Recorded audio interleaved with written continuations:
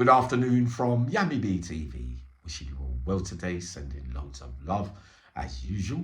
A new fixing today for the teeth, brand new one. That one should do the business till this video reaches or ends rather. The Greatest Warlords series continues on Yummy B TV.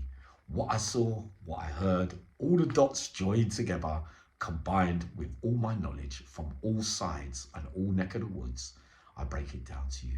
You've been asking about him for weeks, months, probably about a year. No, I never forgot him. I get round to everybody at the end. Don't matter what side they was on. Uncle Yummy judges it fairly. And today we talk about DC, Daniel Cumins. East London, Hackney, goes down as one of my greatest ever warlords of all time. And you lot, the youngsters, you listen to this.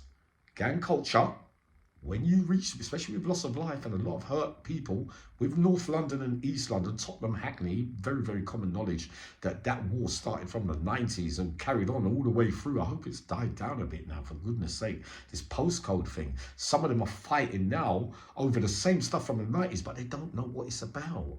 They just do it. It's just a matter of a way of life, if you get what I mean.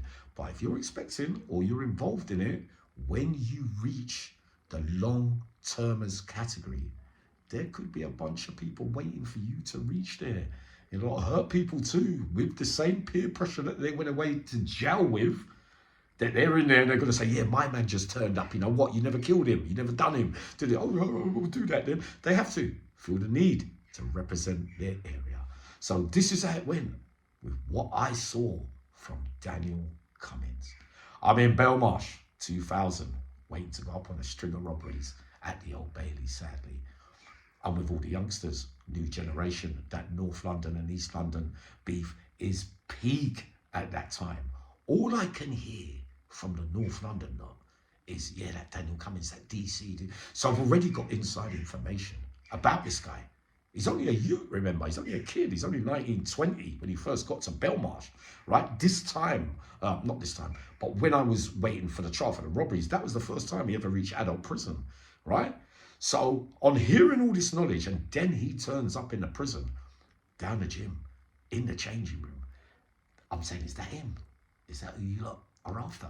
Kind of thing. Tall, light skin, had his hair twisted up a little bit, looked athletic, but looked a bit too brave for his own liking to me. He bopped down to the gym in prison trainers with not them laced up. So you're coming down to the gym really with your heels showing, right? So you turn up down there.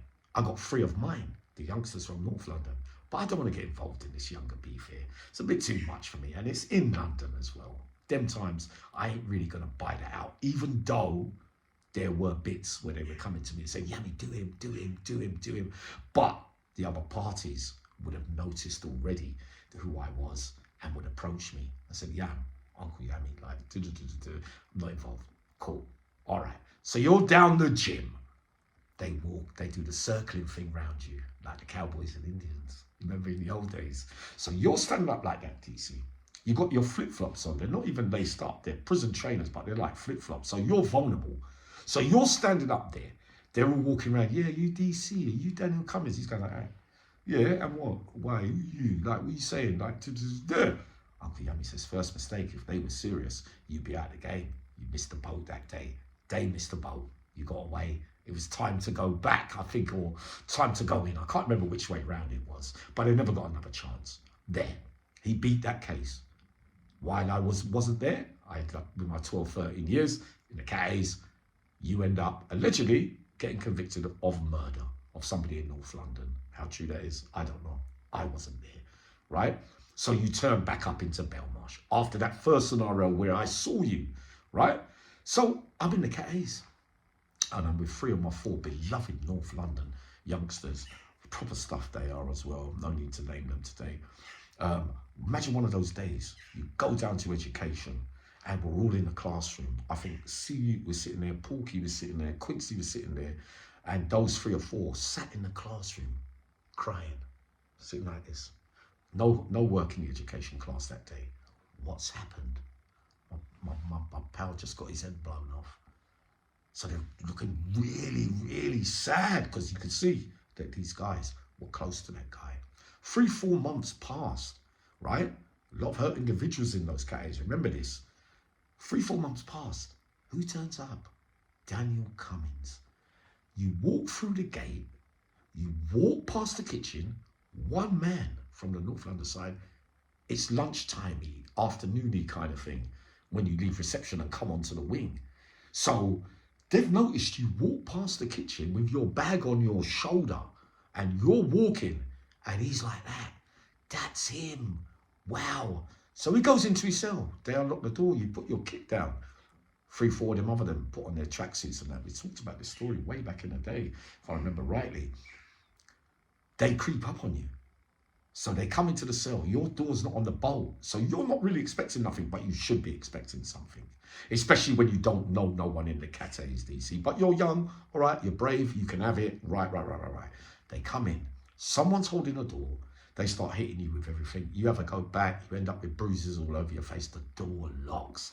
Everybody gets nicked. The person holding the door, I think the door accidentally locked. So when the screws open the door, obviously there's a bit of blood and everything. You have to run out the cell. Bloody hell. And then you have to put on, they were throwing all their tracksuits away and all that. Muggy turnout, funny turnout. In the end, everybody nicks or whatever. He got moved out the jail. So I buck up. I see him somewhere else. He comes in. He says, Uncle Yami, don't let them press your buttons. I said, DC, I'm not going to press. I told you, me and you, we got a handshake. Nothing with you, nothing with me, blah, blah, blah, blah. He turns up at this jail, goes Muslim service, right? This is before he became a brother. Remember that. Remember, this is the early part of the sentence. He's on his own in the cates where there's all North London around everywhere. He doesn't stand a chance, but he turns up everywhere. So he's outside the mosque. He's been tipped off that he's going to get done, right? So he turns up down in his donkey jacket with a towel over him. I think he's got one friend from East London, another soldier as well. I think his name was Curtis. Very, very serious man as well. Very good man though as well. Brave as well. But they were outnumbered. So they turn up down there. They're outside. And 2-3 hitmen run across with their blades as everyone start having it. But you never picked up nothing that day. You never really got stabbed. You probably got a scrape or something, but nothing too tough. Then you get moved out of there. You end up somewhere else. They send an even heavier hitman for you in the toilet, in the education room. But you know him from Belmarsh, right? And you know he's my pal. I don't know how he missed you that day, but I don't think he wanted to do you unless it was half-hearted, right? So DC goes to the toilet. He goes to Weeby, and a man, my friend, comes to do him with a knife. But you miss. DC wraps you, leaves you on the floor, but he doesn't harm you too much. He leaves you. He lets you go. He gives you a squeeze, if anything. So I'm surprised by this, really, because I've never known my man to ever miss a hit yet. So, on top of that, you turn up. You're in somewhere else. I'm in the cates. I'm hearing someone close to you has been hot fatted with oil from the same neck of the woods kind of thing. Missed you again. You turn up somewhere else with me again. Me and you, all right, D, cool. You're on the yard with 2 others, 3 others. My mate turns up again, another mate, right? He comes to the fence. We've done this cat story. He comes. I say to him, listen, get off the yard. They're plotting over you over there. They're going to come and do ya. Get off that wing now and come over here. Uncle Yami opens his big mouth through the fence, looking at the exercise yard. He goes, dead boy, they can't do nothing to me. They crept up behind you and they got you to a certain extent. You see what I mean? It was a creeper up on, but there's nothing you really could have done about it. Really, when you're getting creeps up on like that, everyone could be vulnerable at that time. And then I ended up somewhere else. Again, after that, game-changing moments, as we call them, some people call them. Uncle Yami sees the years go by. You've only got your 2 other besties in the jail with you from East London to follow you around everywhere. Now, if they get moved, you get moved. And on top of that, a man tried to rip you off in Long Lartin, and you completely rip him off, if you get what I mean, DC.